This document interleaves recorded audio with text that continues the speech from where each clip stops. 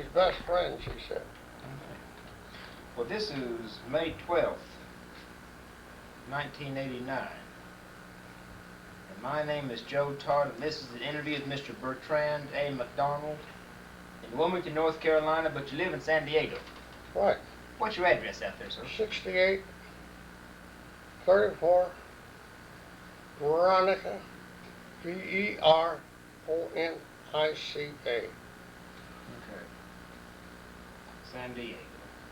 What's that zip code? 92115. 2115. Well, my telephone number is 582-619, zip on it, and 582-3537. So where were you born? December 1, 1912. And where were you born? A little town between Lincoln and Omaha by the name of Greenland. About Greenland. 400 population. Greenland, Nebraska. You go through school there? I went the first 4 years, I was living with my grandmother after my mother died when I was 2 years old. So. And I lived with them and her sons on a farm near about 5 miles outside of Red Cloud, Nebraska. Did they homestead there, your grandparents? My grandmother at Red Cloud, Nebraska did, yes. Grandmother and her husband. When did they homestead there, do you know? That was before she had all her sons right there at Red Cloud. I don't know just what years it was. It must have been the 1890s, somewhere along in there. So, you go through high school? Yes. What year did you graduate? 1933. Where? Greenwood. Greenwood? Uh-huh. What did you do after high school? What did I do? Mm-hmm. Father's meat market and grocery store business. He had acquired a farm outside of the town about 2 miles. And I worked with him for about, 2 or 3 years there. What'd you do? I was meat cut and waiting on customers and working in the store and back and forth and bouncing around the little area. How did the Depression affect the grocery store? It didn't really hurt me none, personally, I don't believe. But the Depression made everybody else pretty tight. In other words, what they done was, like one time, just for a little example, they'd come in the store, see, and they'd have a few pennies in their pocket, you know. They'd reach down here, and here they'd take a safety pin off first, see. Then they'd look around, somebody would watch it or something like that. Then they'd look around here, put it out a little bit at a time. And I never did forget that, see. It was amazing. And made people quite better. People couldn't even buy a job. And there's real husky boys there would worked up a storm on anything, but couldn't even, some of the farmers out there couldn't even afford to feed them. And it was a rough time, but we got a rougher time coming ahead of us. So when did you join the Navy? Well, first couple of years or so, I was deck force. No, okay, now when did you join the Navy first? Oh, when I joined the Navy? 1936, December 1. On my birthday. Where'd you join the Navy? I worked in the deck force. No. Where'd you join the Navy? In Omaha or where? Oh, Omaha. And why'd you join the Navy over the Army or the Marines? Well, one of the reasons I joined the Navy, I'd come out to California a couple of years before and seen the Navy, and I made up my mind then I was going to come back. And I was up in Long Beach on a little visit with a mother's sister and her husband. And I went out on the train and they drove out, and that's how I got out of here. Where'd you go for boot camp? Great Lakes. Great Lakes. Yeah. Tell me about boot camp. Well, boot camp, it's just like anything else that you take and walk into a different world completely from what you were raised in, and you just either conform or you get out, one of the two. Any incidents stick out in your mind from boot camp? Any what? Any incidents that stick out in your mind from boot camp? I don't know, it's bad, I don't know. There's several little incidents that didn't amount to much. How do you mean on incident? Well, just anything that you remember that happened in boot camp.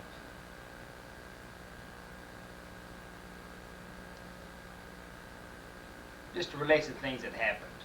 You know, the training you had, you know, in boot camp. Seemed like I was always a third guy in the rear rank, and I had a left foot. One thing happened to me. On one thing, I was going around this is part of the training, you know, but we had some bunch of these airplane hangars up there. They'd put guys out in the middle of winter, snow about that deep, walking around those, for patrol around those airplanes. They had call boxes. One night I was supposed to go on one of those little patrols. The guys told me to not go because I had such a cold, see. Well, I had pneumonia, didn't know it. But I wanted to uphold my duty to do my job, see. So I took the patrol. I was walking around that thing, but I passed out someplace along the lines. See? And they send patrols out there with a jeep every once in a while to check up on the guys walking the patrols. So they found me laying in snow. I ended up in the hospital out there, see, in sick leave. With pneumonia, and I had to stay there for about 3 weeks. They got me squared away, and I got sent back a company. So one fellow that was with me in that company he had 4 years of university, this Neil Marvin, and he went ahead of me, so consideration was that I graduated out of a company that followed the company 32. I started out in company 32, but he graduated before I did. Yeah, well, him and I was hoping to stay together, but we never did made it. So, of course, he's still over there. He wanted to go to China. He was a pretty smart young guy, I'll tell you the truth about it. Probably one of the smartest persons I ever knew. But his body is still over there in Luzon. So. It is. Japanese opened up onto him when he was out there trying to rescue some of the guys and shot him between the eyes. And as far as his body's concerned, it's gone a long time ago. When were you assigned to the Oklahoma? I believe it was May 1940. Wait a minute, right? No, not 1940. What's the matter? 1937. And where'd you go aboard? Wilmington, Washington. When you first saw the Oklahoma, what'd you think? It was a Navy Yard at the time. I thought it was a hell of a mess to look at. It was an awful big boat. I guess it would be. At that time, I'd never seen anything quite like it before. And first thing they do is herd you aboard, sign you your duty station. I mean, and you don't know your ass from a hole in the ground. And where was your duty station? 5-inch guns, first duty, battle stations I had. And what division were you a member? 6th Division. What'd you do in the 5-inch guns? Well, first I was a loader. And the line was loaders. Then I went to pointer. Now, what does a loader do? He just helps load the shells on it, and the powder. And what does a pointer do? What? What does a pointer do? Hits the target wherever you're shooting. What other duties did you have besides a loader and a pointer on the Oklahoma? Like did you help hoist on the deck? Oh, you're damn right. That was the first thing that we done. How do you hoist on the deck? Well, what you had is a block of cement, not that big. It had a hole in it. It had a broomstick. You know? You stuff that broomstick down that hole, and then you go back and forth like that across that teak wood deck. You can shine them up so well that it'll look just like the top of this table here. But just holy stone it. It's probably the neatest way I ever seen in my life of cleaning a deck off and making it go good. Why do they call that holy stone in the deck? You know, I never had that answer. I think it's because they call the stone holy stone. And what exactly? It's a rough. It is something like a brick that's making about that long. And what kind of stone it's actually made of, I really can't tell you, because I don't know. It's kind of a rough stone, but still it'll work down smooth.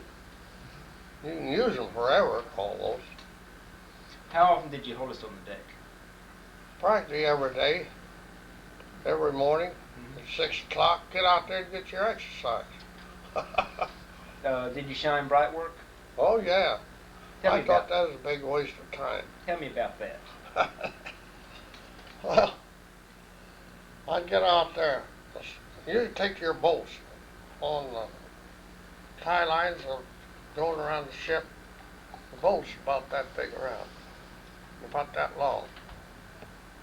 And you take rope, hair, something like brushing your teeth, going back and forth.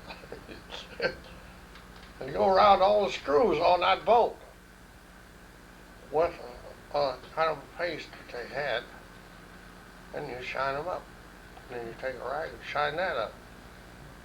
And they got a lot of bright work on there. You shine that up so you can see your face in it almost. Now, what is bright work? Copper work, and anything brass on the ship. And they have indents in there with people's names, ship's name, and all that, the different parts of the ship. How long you in the deck force? A couple of years. What was your average day on the Oklahoma? My what? Your average day on the Oklahoma. Just what'd you do every day? Your routine day. Well, actually, the routine day is usually, I don't know whether you want the first part or the last part or what, but First part and last part. well, the first part of it was, we was in the Navy Yard. One incident happened to me on the Navy Yard. You have a lot of repair to do, a lot of painting to do. And this one Smith, he's a third-class boatmate, give me a bucket of black tar paint. Have these double bottoms, they call them. They're about this wide, see? And they come down clear to the side underneath the water line, see? And I looked at the bottom of that. He says, go down there and take this brush and start painting at the bottom and paint up. He never told me about the air and the fumes that be in there. And they didn't have any way of taking in any air or anything out of there at the time. And I guess I was up there at the time, got a little ways up there. The fumes knocked me out and I fell to the bottom of it. Well, they hauled me out, revived me, handed me the bucket again, said go back down there.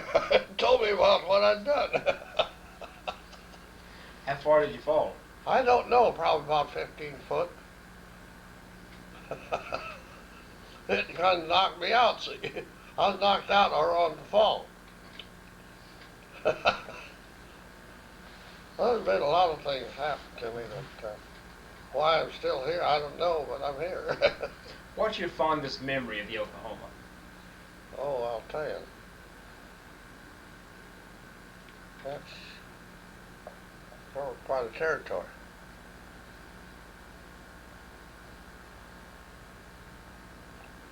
I believe it's the closeness, the fellowship, and the cooperation among a group of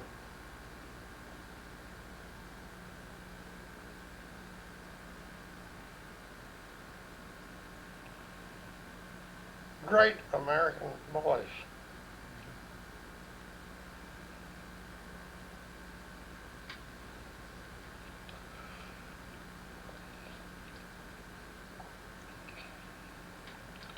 The whole crew, I'd say, was probably the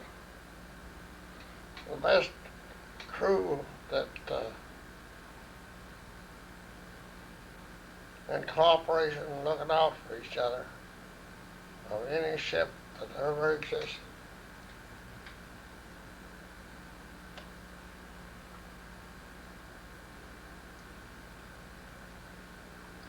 I lost a heck of a lot of wonderful boys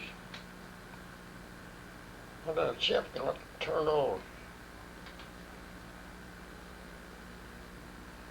What made the Oklahoma special as opposed to the other ships?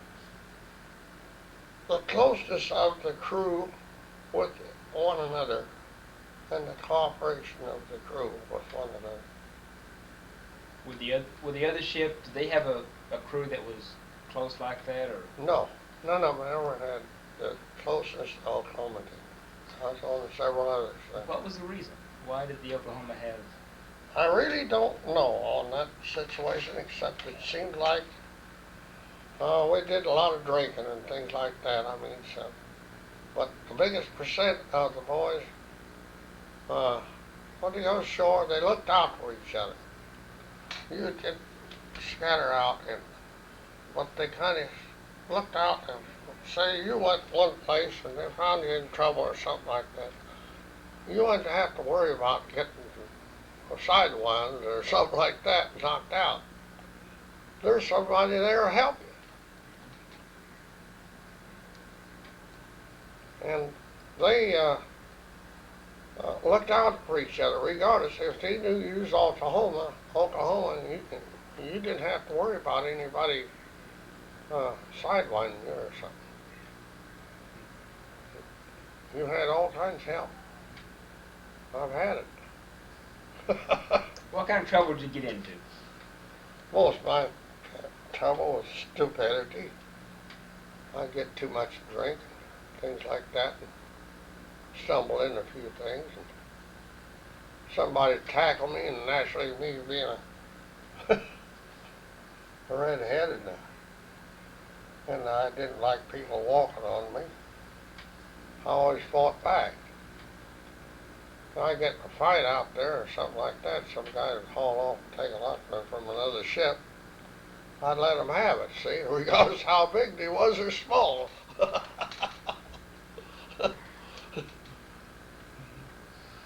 Were you a cook on the Oklahoma? Yes. When did you go into I the went, galley? what? When did you go into the galley?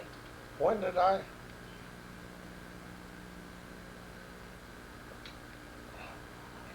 I think it was 1938, I'm not sure. Why'd you become a cook? Well, one thing, I got scholarship approved. I used to be a meat cutter. My father was a meat cutter and owned meat market and grocery store. And I got a cut right here from a butcher knife. That turning the knife over, I had to kind of have it. Side of beef, you know. I stick that in there and reach for a saw. At that time you sawed it, not you didn't have a power saw that you saw something like that. So you had a hand saw to do it. So that's the way I cut myself about 19 stitches there. I thought I was going to lose a thumb. When did that happen? That happened aboard the Oklahoma. Turned this baby over. My thumb went down on the sharp side. It turned too many. See? I didn't realize it until after I split it off. Blood blew out there. Would you describe the galley on the Oklahoma? Well, the galley was like most non-modern ships right at the current time. But, well, the galley it had its grills on one side, and your bacon part, and the bacon is separate, and behind had your coppers on this side. You had a white tile deck in there, and you had white bulkheads and things like that. It's all good. It's a good, neat ship. In fact, you always could find something to do. There's always something to do, regardless of what it was, and washing anything. And we'd hold field day every week on the head, I'll tell you. You scrub that every inch of that from the top clear down, and keep it going. When you were a cook, when did your day begin as a cook? Sometimes 4 o'clock, depending upon what is going on. Sometimes pretty late. Now, what did you cook for breakfast? Well, that's a variety there. You had bacon and eggs and toast and all that stuff, just like a lot of them have, and fried potatoes, and a lot of times I made beans on there. One of them they call me the Copper King, see? And I make beans on there so that they could interview. They'd take and I'd make one copper full of beans, and they'd eat the whole doggone copper full. So I got to making 2 of them. And What's a copper? that's those big stainless steel bowls you see in the galley. You've been aboard her, Right. so you know what it is. How much do they hold? They what? How much do they hold? Those coppers? 80 gallon. That's a lot of beans. That's a lot of beans. But those guys like beans, see? But I'd never ate beans like that for breakfast in my life before in Nebraska, see? But I put everything else except the kitchen sink in them too, see? Chop up ham, you got plenty to use, whatever you want. And cook it right along with it, see? Did you have fresh eggs? Oh, absolutely. How'd you store the eggs? In a chill box down below. Okay, and how did what kind of refrigeration did you have for the chill box? The refrigeration was created to the ship's refrigeration unit. And you had your lockers, well not lockers, but storage spaces. It'd take 2 rooms about this size here. You could walk into it. You had your beefs. 12 by 12 or something? A lot bigger than that. 18 by 18 by 18. Right. And you stored the meat as you got it, and alongside your refrigeration. You had to defrost it every so often. It's just like any other refrigeration unit. You have to defrost every so often to be able to have your refrigeration right. The worst part of it was on digging it out. That's how I got this big split underneath my chin. This one butcher, he was down below breaking out these 3 decks below the deck I was on. And what happened was I was up there waiting for chow to go down one day, and a bunch of other guys with me. What happened was that I had taken these mess tables have bars across them where you put the mess table up out off the deck, be out of your way. So they're just like aboard the ship over here. And I was chilling myself. W.T. Barton was out there. He was the captain of the watch at the time. And I says, I got enough. In the meantime, not Sparky, but Cunningham, the butcher, had sent a couple of kids up there to take the hats off this hatch, the lid off the hatch, see. He done that, fine. But none of them said anything to me. So I let go and I went right straight to it. I got 19 stitches here. So I landed on my feet a little sideways, one on the ladder, one on the steel deck, right in front of the executive officer.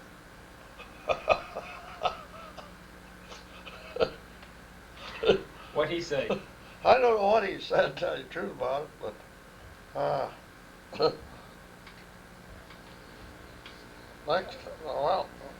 lived in front of it. I was bleeding both over my mouth and chin and everything, I guess.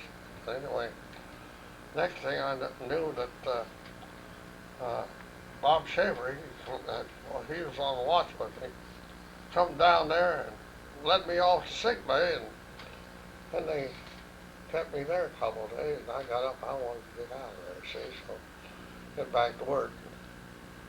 So I did, but I was stiff as heck for a while.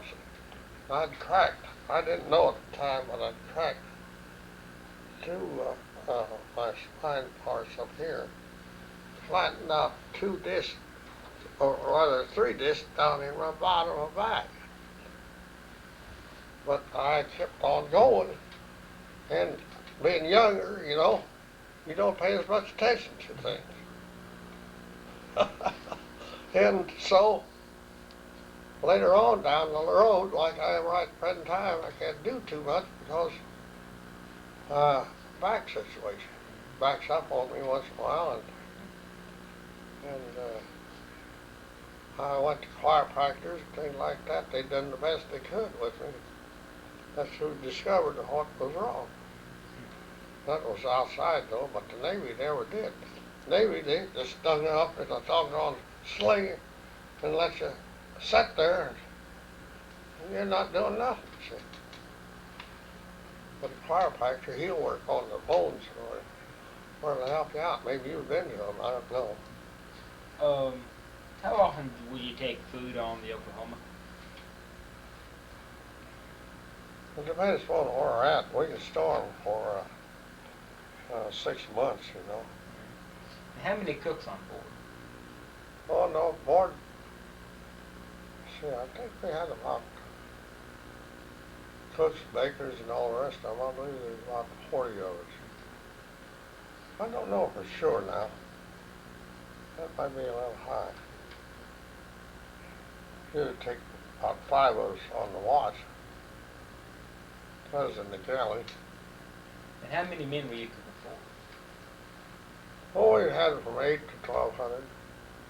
I mean, would you cook for all 1,200 men, or? Not me alone, no. But the rest of the 5 guys. So there are 5 guys cooking for the whole crew. Yeah. That would be their watch. That would be their... And how long was your watch? Well, usually start about 4 o'clock in the morning, and you have so many days to stand watches, then they change over to the other troops. I mean, how many hours in the watch? Do you start at 4 o'clock and end when? That night, What? after 6, So you cook 3 meals a day then on your watch? usually, yeah. What would the noon meal consist of? Well, anyways, from fried steak, or baked steak, meatloaf, if you want to call it meat, roast beef, roast pork. Once in a while roast lamb, but very seldom because a lot of the guys didn't like it. You can smell it more out 40 foot. So anyway, they all had they were fed better aboard ship, most of them, than anybody in the Depression area could relate to before they got in the Navy and got to eating their meals. On variety, we had the full swing of the variety and different things that you want to eat. And we fed the freshest you get. You had to get a potato. It had to be a certain size, just like that, before you make that. You didn't get those things at that time. How they are right now, I don't know. But at that time, if you wanted a uniform, you sent that whole batch back.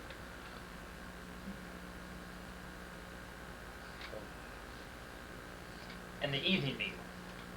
The evening meal consists of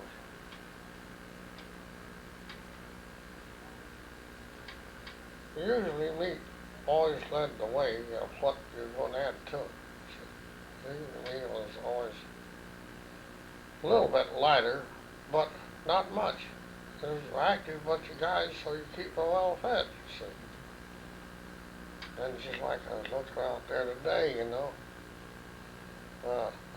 they had a top sirloin out there. And you ate one of them, didn't you? Well, that's a damn good piece of meat they had. One lady sitting over there, she had a tough top sirloin. But they get that top sirloin boxed about 60 to 80 pounds. And they have top sirloin for 50 different cattle, see. She might have got a whole one that's been raised out here on the range someplace that was just naturally tougher. I can cut mine in two. Mine was medium rare. It was a good piece of meat. But I used to raise cattle in Nebraska where I could take a fork on the top sirloin like that, cut right through it. But I couldn't do that today for me. How do you raise beef so you can cut it that way? What? How do you raise beef so you can cut it with a fork? Well, what I done was, I had a feedlot where I raised meat. We go out there to farmers and give them so much for their young calves and things like that, raise them up, feed them corn, good hay, and they are a mixture of tankage. Mixture of what? Tankage, it's all tankage. Tankage. And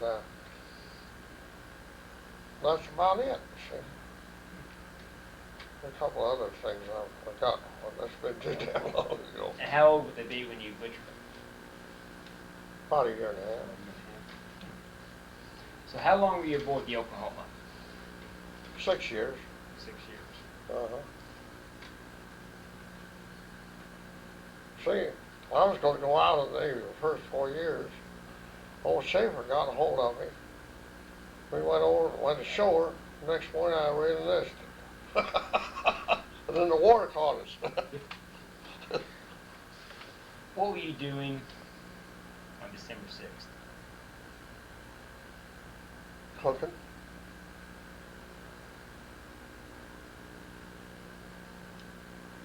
Did you go on leave that day? I went on shore that night. 7th when they hit. So, did you notice anything out of the ordinary ashore on that night? Anything out of the ordinary? I wasn't looking for anything. No, I didn't.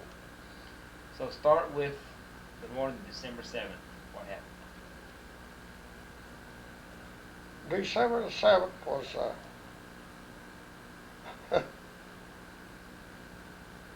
started me out of one hell of a good sleep. Of course, I'd had a few drinks too. And a hell of a lot of noise all the way around, see. And you hear all that explosion there on face. Now, where were your quarters when you were a cook? Quartered? Yeah, no, where were your quarters when you were a cook? Oh, I was aboard the ship. I know, but where? Where in the ship? Oh, it was right level with the main deck. Okay. So what happened? What happened on the ship? Well, the ship, I wasn't aboard at the time. Oh, you weren't? No. Where were you? Sure. It got hit in the meantime, see. Where were you ashore? In a hotel room. Whenever you went to Battleship Row, you saw the Oklahoma turned over, what was your reaction? You know, I really don't know what my reaction was. It was just one hell of a mess. That's all it was. So And I really don't know exactly what I done right off the bat. But there's so much to do and such a mess, you didn't know what you do.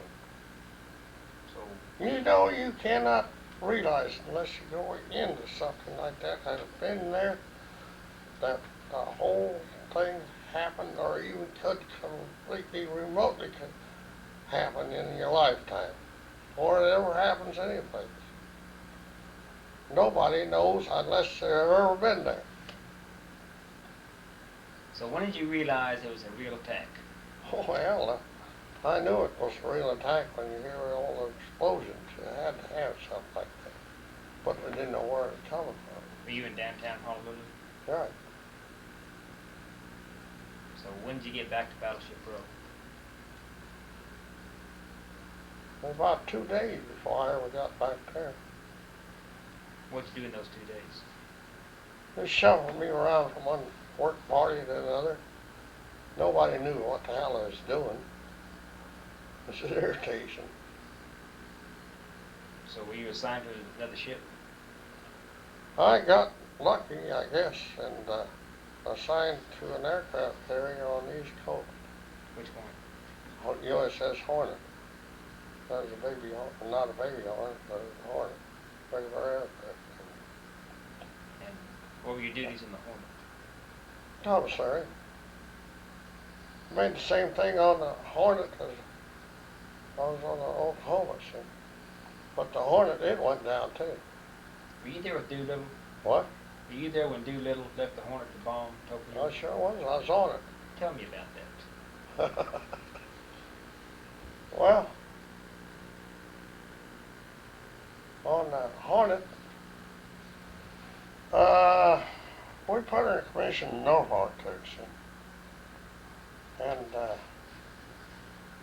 nobody actually knew where we was heading or what we was going to do except we was coming to the West Coast and what we was going to do. I had my first trip to the Panama Canal, which resulted in a, well, I damn near got killed then too. But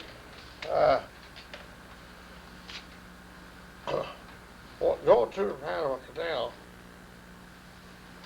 these they call them fenders, you know. They're great big rolls of line tied together. You put between the canal, side of the canal, and the ship was going through. This particular fender, the open hangar deck, like this window. Well, it was explained this way, that these were open, see. These lines is running out to these bumpers, and they was tied all a bunch of stanchion back in here and from the deck also. Well, the push of the ship going through there broke two of them loose.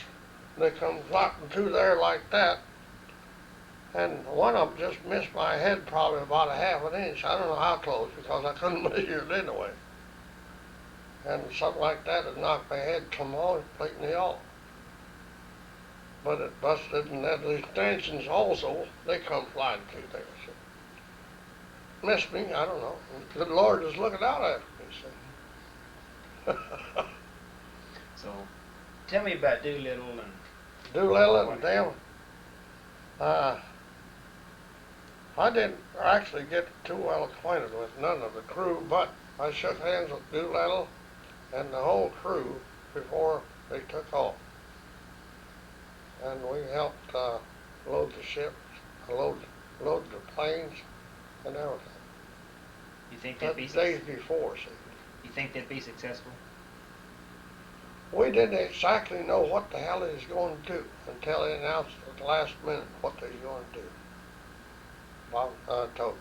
What was your reaction then? Well, we was all thrilled, that's the one thing for sure. But before we had Tokyo, there's several ships out there, and there's observation ships of the Japanese fleet. We spotted them. It was up there on the guns, and looked at the top of those trees out there. They looked out that far away, which they were, a little bit farther. And opened up those guns. You ought to see confetti fly out in the air. There's those ships we blew out of the water. That was the first actual action I'd seen aboard that ship. Where was that? Aboard the Hornet. No, where'd that happen? What battle was that? That was right after just before the Battle of Midway. Wait a minute, before or after? Damn it, time gets all screwed up on me here. Anyway, that was 1942 when we done that. What you got to take in consideration is I'm not quite accurate on the dates right there, but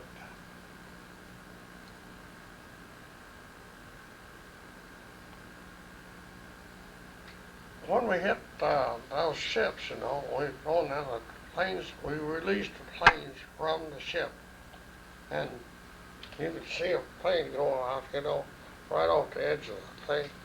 She dropped down like that, and damn near hit the water, and then she come back up like that and take off. That was the last time you seen that ship and that plane until they hit Tokyo. Where was the Hornet sunk? The Battle of Midway. Were you on the Hornet? I was on the Hornet. What happened? Well, I had to get boat hooked out of the water, see. Where were you when what sunk the Hornet? Japanese planes. So it was bombed? Actually, they injured it enough, and then we sunk it ourselves, actually. Because we didn't want the Japanese to get it. And what they done was we put torpedoes in the Hornet itself, so it would sink. No, where were you when the Japanese bombed the Hornet? Were you on the Hornet when they... Yeah. Where were you? On the hangar deck. Had a repair party, put the hangar deck. What were you doing during the battle? Well, mostly when you see an airplane coming through the side of the bulkhead, and it's the only thing that's sticking out there is the dead Japanese and the engine, you're moving, ain't you? What was your battle station? The hangar deck, On the repair hangar. division. And what were your duties during general quarters? That was my duty, to take care of any help, take care of any damage that might be done or anything else. So what did the sound like when it was being bombed, the Hornet? What? A hell of a lot of noise, corruption, everything going on at the same time. And when did you leave the Hornet? See, after they rescued me out of the water. I mean, how did you jump overboard or what? What'd you do? Yeah, I jumped overboard, so got away from it. And There was a whole bunch of us done the same thing. At the same and how long time. before you were picked up? The destroyer was out there and picked us up with boat hooks, whatever they could. We was lucky. We could still be out there. That's how.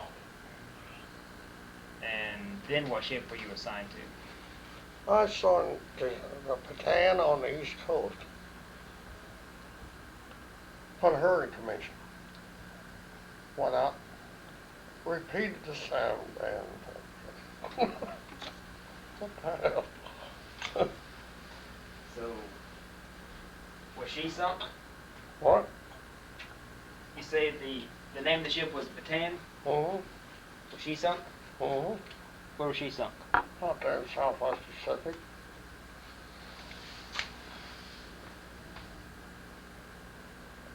What happened there? I got a hit. Japanese bombs.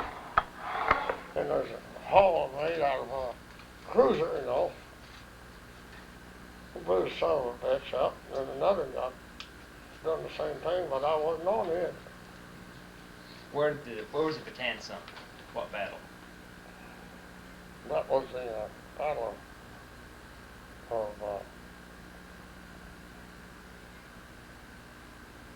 Luzon. Which one? Luzon. Luzon? Uh-huh.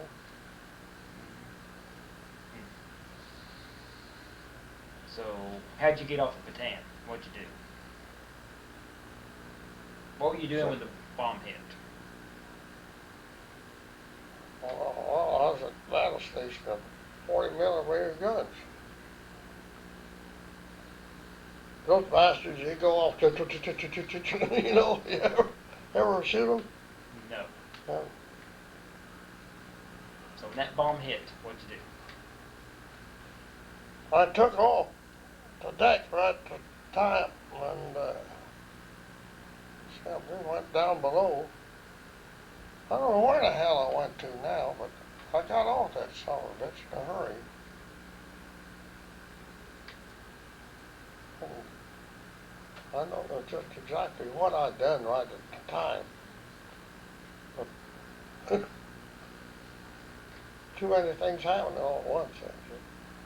You do what's your reaction to something like Jackrabbit, somebody shooting at you, where in the hell's that bullet coming from? And who picked you up then? Well, another destroyer. Then where were you assigned? And the Independence. Independence? Uh-huh. What was it? That was another carrier like that one. Pain in the ass. It got blew up. It did. Mhm. What happened to it? Japanese plane come in there, wobbling down the stack, and then blew the son of a bitch completely apart. I never found, I wasn't on it.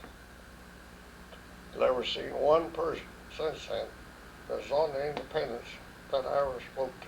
Everybody lost their lives. Where'd that happen? What battle? Not Southwest Pacific. When did you leave the Independence?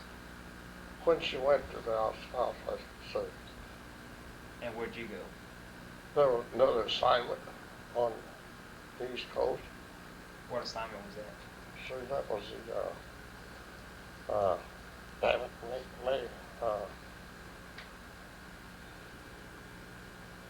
no, I didn't either. I come back to Honolulu, and I was put on a patrol boat out here after I'd worked there in Honolulu for a while in the meat farm. I was a butcher out there. Where were you when the war ended?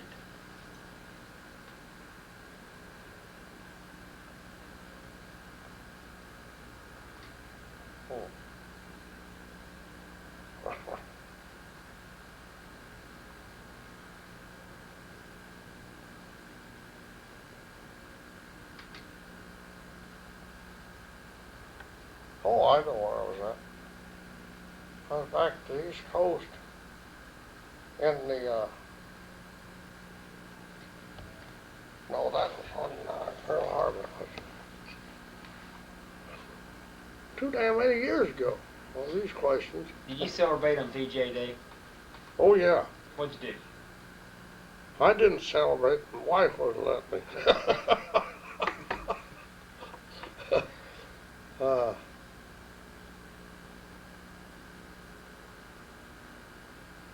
Well, I did get some of the guys, but I'm trying to figure out what I did do. I don't know what I've done now.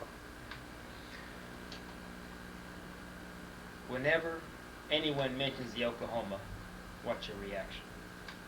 Anybody? My reaction is, I'm glad they're still here for one thing. Another thing that